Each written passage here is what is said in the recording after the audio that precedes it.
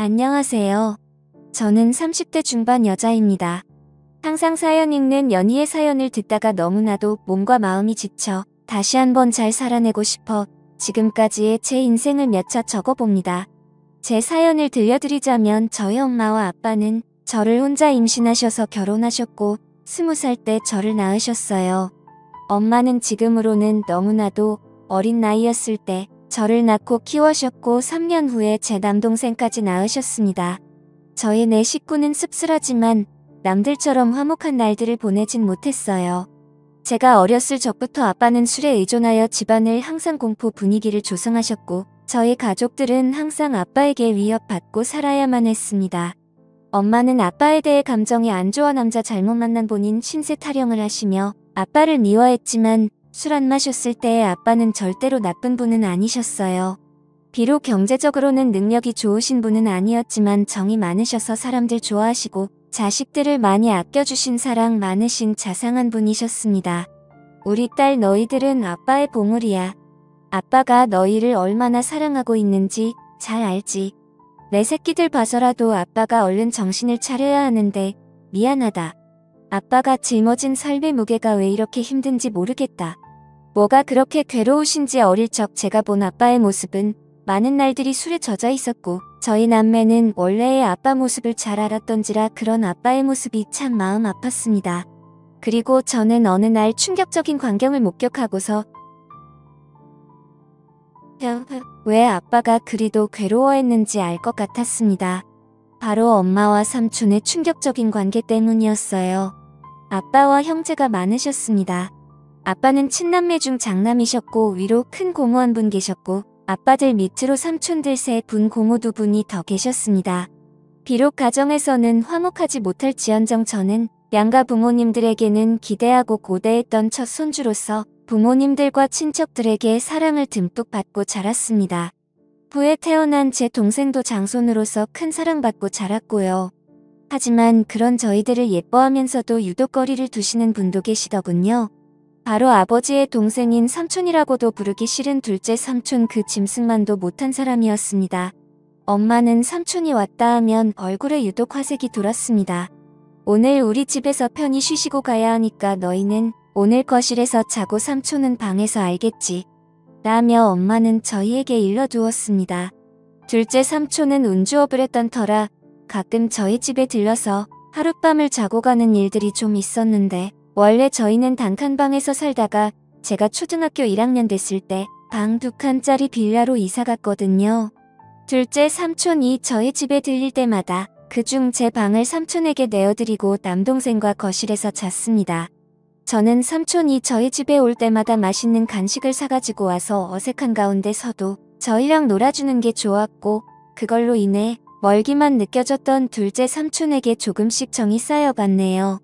둘째 삼촌이 올 때마다 아빠도 술을 안 마시고 부모님들도 간만에 분위기가 화기애애 좋아져서 한때 저희는 둘째 삼촌이 오기만을 기다리기도 했습니다.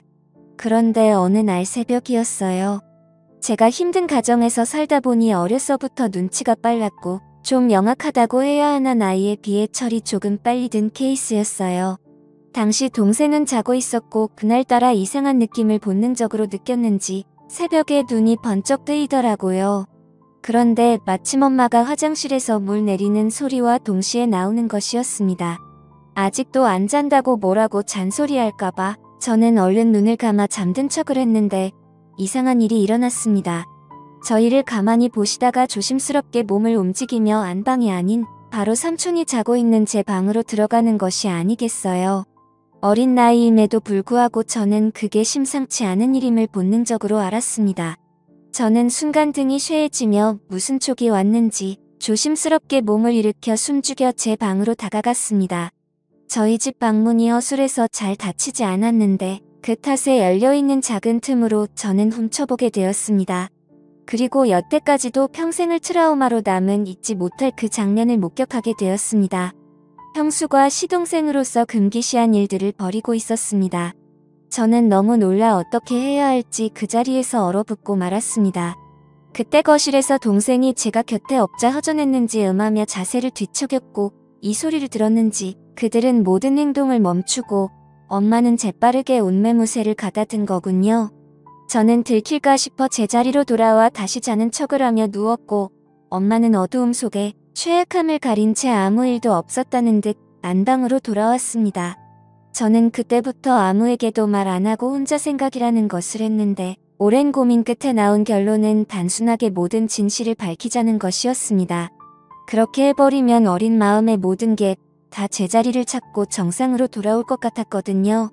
뒤틀린 이 이상한 현실에 하루도 머물고 싶지 않았던 저는 기회를 엿보다가 마침 아빠와 둘째 삼촌만 빼고 친가들이 모여 가족 식사하는 자리에서 제가 본 그날의 진실을 폭로하였습니다. 일목요연하고 또박또박 엄마랑 둘째 삼촌의 새벽에 제가 본 것들을 가감없이 얘기하자 엄마의 표정이 새하얗게 질리며 급한 대로 제 입을 막으려 했네요. 허나 이미 수상함을 느낀 큰 고모는 엄마를 젖혀두고 저를 방으로 데려와 차근차근 무슨 이야기인지 얘기해보라며 말씀하시는데 저는 말하다 말고 목이 메어와 울음을 크게 터뜨리며 말을 이어갔네요. 덕택의 집안은 발칵 뒤집혔고 둘째 삼촌은 소환돼서 친척들에게 어쩜 내가 형수랑 그런 짓을 벌일 수 있냐며 비난의 화살을 맞았습니다. 이 소식을 뒤늦게 들은 아빠는 충격을 금치 못하고 둘째 삼촌과 주먹이 오가며 한바탕 난리를 벌였고 저희 가정은 17개도 제 소망과는 다르게 파탄을 맞고 말았네요. 바로 엄마가 그 일을 계기로 지유치원생 남동생을 데리고 둘째 삼촌과 행방을 감췄던 겁니다. 훗날 드라마나 영화에서 보는 남녀의 야반 도주를 보며 우리 엄마도 동생 데리고 둘째 삼촌과 저런 도피를 했을까 비꼬며 생각했네요. 가뜩이나 술을 필요로 했던 아빠는 아이의 술독에 파묻혀 살게 되었고 엄마와 삼촌을 반드시 찾아내어 복수하겠다며 증오심을 갖고 다녔습니다. 아빠는 늘 술을 취한 채 정신적인 고통을 이기지 못하고 자고 있던 저를 이불에 쌓아 조수식에 태우고 어디에 있는지도 모르는 그들을 찾으러 나섰고 그럴 때마다 저는 두려움에 떨어야만 했습니다. 지금 생각해보면 아빠는 저의 폭로가 원망스러웠는지도 모르겠어요. 눈 감고 귀 닫고 모른 척했으면 어쨌든 불행한 가정이 남아 이어올 수 있었을 텐데 그걸 폭로함으로써 파국에 치닫게 되어버렸으니 다 제 잘못이라는 생각이 들었습니다.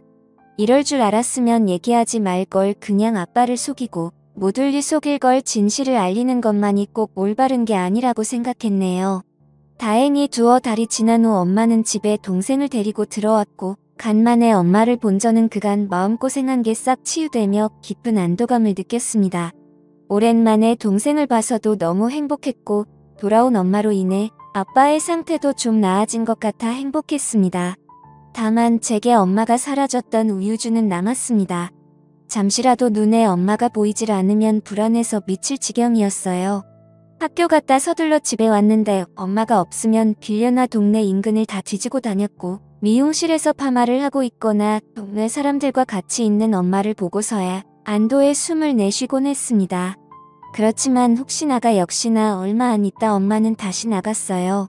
이번엔 동생을 내버려 두고 혼자 나갔더군요. 동생이라도 곁에 있어 좋았지만 엄마가 언제 다시 올지 기다림의 끝은 일길이 있었습니다. 아빠는 행여 엄마한테 연락이 오면 아빠한테 바로 전화하라고 했고 그 사이 저희 동네에서는 소문이 나돌았습니다. 저희 엄마가 바람나서 집을 나간 것 같다고요. 툭하면 애 엄마가 보이질 않으니 그럴 수밖에요. 저는 저희에 대해 함부로 말하는 동네 사람들이 너무 싫었습니다. 다 알고 진작하면서도 모르는 척 확인사살하려고 저와 마주치면 꼭 웃더군요. 너희 엄마 이번에 너희 두고 또 나간 거 맞지 않니? 세상에 어떻게 자식들 두고 모질게 나갈 수가 있어. 내가 다 맘이 쓰이네. 득짓짓 불쌍한 것들. 우리 엄마 그냥 멀리 돈 벌러 갔어요. 우리 가족에 대해 함부로 말하지 말아요. 라고 돌로 대며 쏘아댔지만 속으로는 가슴에 피 멍들어 찢어지게 울곤 했네요. 아빠는 결국 가출한 엄마를 포기하고 저희를 위해 시골로 이사를 했습니다. 다 잊고 새 삶을 꾸려보고자 아빠는 1톤 트럭을 타고 소금도 파시고 길고 파시며 저희를 악착같이 키우셨지만 세상은 그리 만만치 않았습니다. 바로 아빠는 큰 병에 걸려버리셨고 끝내는 간경화로 제 나이 18살 때 세상을 등지시고 말았네요. 그때 아빠 살아 생진 모질기만 했던 제 행동이 떠올라 얼마나 피 눈물을 흘렸던지요. 죄송하고 또 죄송하기만 했습니다. 아빠가 돌아가셨어도 엄마랑 삼촌은 잔인하게도 콧대기도 비치지 않더군요. 아빠를 배신하고 어디서 둘이 그렇게 잘 먹고 잘 사는지 나중에 반드시 찾아가 이 아픔 그대로 돌려주리라 다짐했네요. 저희는 살기 위해 할아버지에게 맡겨졌다가 성인이 된 후 따로 근처에서 독립을 했습니다. 그리고 시간이 흘러 동생이 군대 갈 때쯤 저 역시 직장을 구해 대도시로 나왔고 또 다시 현실에서 적응하고 있을 무렵 난데없이 엄마 동생인 오랫동안 왕래 없던 외삼촌이라는 작자한테 연락이 닿았네요.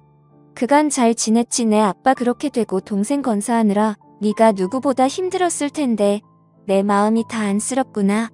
고시원 좁고 답답할 텐데 내가 보증금을 좀 대줄 테니 어디 원룸이라고 들어가 살지 않겠니? 순간 의문이 들었죠. 갑자기 외삼촌이 왜 나한테 뭔가 이상해서 좀 알아봤었는데 예상치 못하게도 그간 연락이 끊겼던 제 친엄마가 외삼촌 뒤에 있었던 게 아니겠어요. 저와 동생을 버리고 그놈이랑 살림 차리겠다고 도망가서 정 떼며 살았을 땐 언제고 이제 와서 왜 이렇게 호의적으로 나오는지 고맙기는커녕 기가 찼습니다. 아빠와 저희를 배신하고 그 짐승 같은 둘째 삼촌놈이랑 도피해서 얼마나 잘 먹고 잘 살았는지 확인해봤더니 야 이게 웬걸. 어느새 남자를 갈아치워버렸네요. 제가 이 사실을 입 밖에 내니 엄마는 주위를 살피며 은밀하게 말하기 시작했고 살다 보니 안 맞는 부분도 많고 사람들 눈도 있고 이건 아닌 것 같아 뒤늦게 마음먹고 정리했다. 지난 세월 죄책감 떨치고 새 인생 살고 싶어 너하고도 연락 안 한 거다 라고 합니다. 순간 뭐지 싶었네요. 그렇게 쉽게 헤어질 수 있었을 것을 여지껏 저희 가족 생채기를 다 내놓고 일이 저질러질 대로 다 저질러 놓은 후에야 헤어졌다니요. 엄마를 가지려고 아빠를 배신한 삼촌도 같은 생각이어서 순순히 헤어져 줬다는데 말도 안 돼. 그들의 파렴치한 배린지 때문에 상처 입은 사람이 몇인데 멱살 잡고 쫓아다녀 피해 보상이라도 받고 싶었습니다. 엄마는 결국 삼촌과 금기된 사랑을 끝내고 다른 남자랑 세 번째 결혼을 했다 합니다. 능력도 좋으시지. 엄마는 제 동생을 합치고 둘째 삼촌 사이에서 낳은 남자의 여자애 한 명씩을 제게 소개했습니다. 저를 동생들과 함께 인사시키며 이들은 내 동생이고 너희들도 언니 누나한테 인사해라. 동생들 보는 거 보니 지금 여기 있는 동생도 잘 돌볼 것 같더라. 다 내 핏줄들이 네 맞이로서 잘 챙겨라. 뭐니 해도 남보다는 형제가 최고야. 남보다 못한 형제들도 많죠. 저나 얘들이나 다 배신의 피가 흐르는 엄마 자식들인데 나중에 서로 뜯어먹겠다고 뒤통수 치고 그러면 어쩌죠라고 대꾸하자 엄마의 표정이 점차 살벌해지기 시작했네요.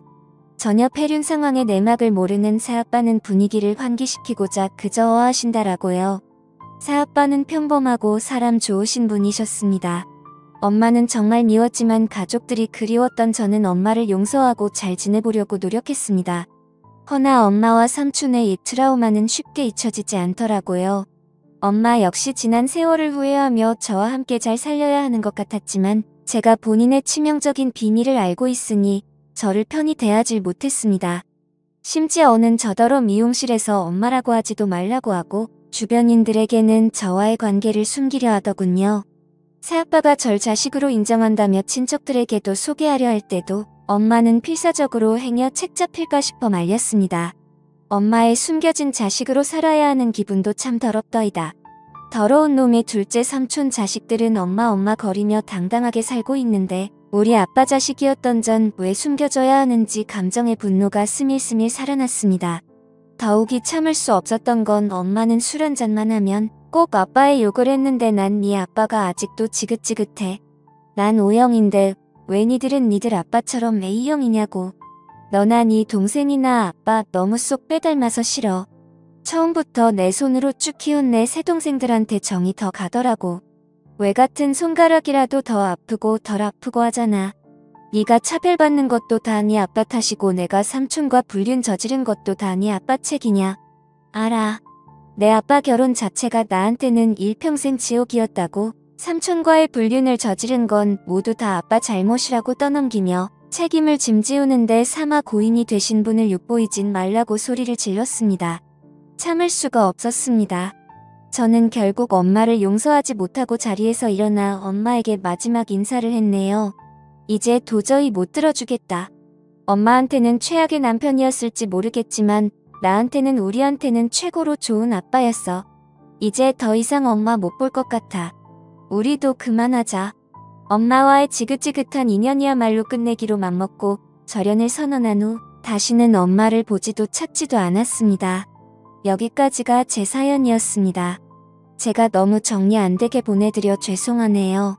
제 동생과의 사연이 하나 더 남았는데 그건 다음에 들려드릴게요.